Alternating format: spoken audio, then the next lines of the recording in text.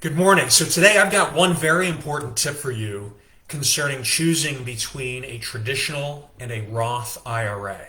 And this can also apply to the traditional 401k and Roth 401k or 403b, or for those that are in the military or active in government work for the TSP.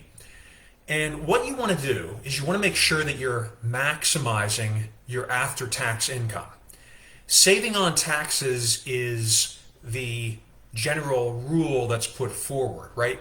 We're taught that when you're choosing between a traditional and a Roth IRA, I'll use the term IRA generically. This applies to all this stuff, 401k, TSP. But when you're choosing between a traditional and a Roth IRA, the mantra is you want to figure out over the course of your life, how can I save the most on taxes?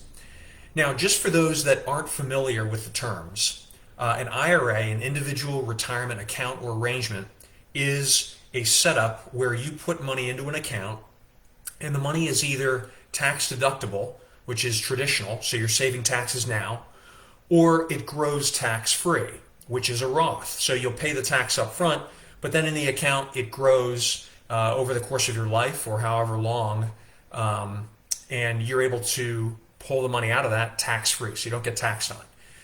And the general rule is you want to figure out, when am I going to be making more money? So if I'm in a higher tax bracket when I'm younger and when I'm contributing to my IRA, then the rule of thumb is you generally want to use a traditional, right? If I'm in the 22% tax bracket when I'm an earner and I'm in the 12% tax bracket when I'm retired, that means that I probably want to save taxes more right now. So I'm going to put it in the traditional and then I'll pay a lower rate later on.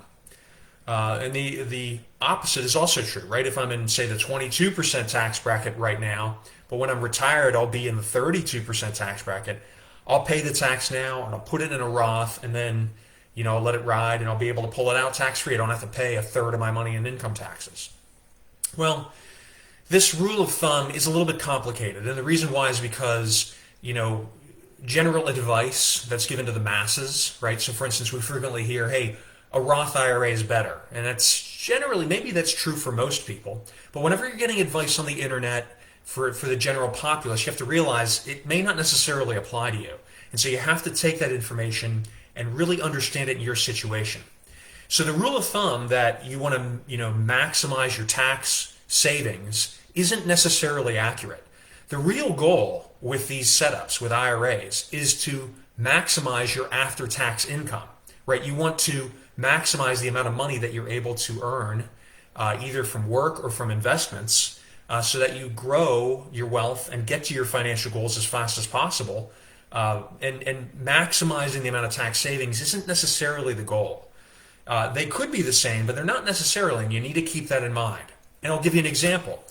If you, say, wanted to put your money into a traditional IRA, let's say that you're in the 22% tax bracket and you say, hey, when I'm retired, I'm going to be in the 12%. So therefore, I'm going to put all my money in the traditional. Or if you said, hey, I'm going to be taxed at 32% when I retire, so I'm going to put it all in the Roth. That may not necessarily be the smart move. Putting it in a Roth might not be the best. For instance, if you were to put some of your money into a traditional instead of a Roth, you'll save more money right now. What can you do with that money right now?